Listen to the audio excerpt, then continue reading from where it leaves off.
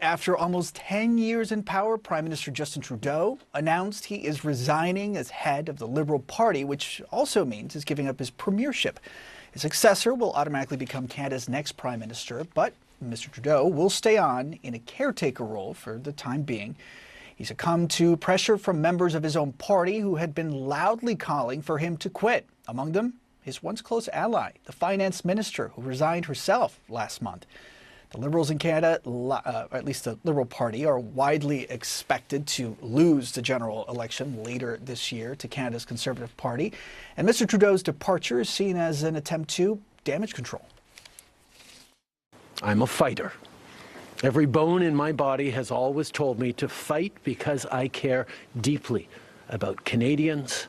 I care deeply about this country, and I will always be motivated by what is in the best interest of Canadians. This country deserves a real choice in the next election, and it has become clear to me that if I'm having to fight internal battles, I cannot be the best option in that election. The Canadian Parliament will be suspended until late March while the Liberal Party picks Justin Trudeau's replacement. More now from CNN's Paula Newton.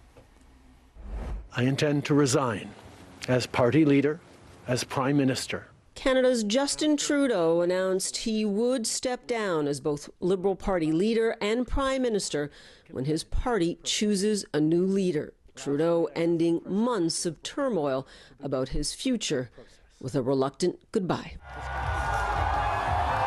One of the country's youngest ever leaders, Trudeau promised to usher in sunny ways when he was first elected in 2015. But nearly a decade later, members of his own party recently joined a growing chorus of Canadians who wanted the sun to set on his tenure. Amid plummeting opinion polls, Trudeau's Liberal Party was widely expected to lose a general election later this year if he remained as Prime Minister. Still, for months, he said he had no intention of resigning. Like most families, sometimes we have fights around the holidays. But of course, like most families, we find our way through it. Bonjour tout le monde.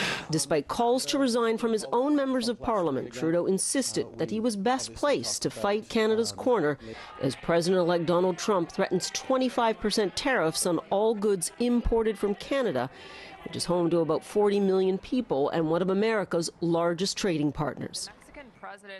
But last month, even Trudeau's finance minister and longtime ally, Chrystia Freeland, resigned from his cabinet, leaving him on even shakier ground with a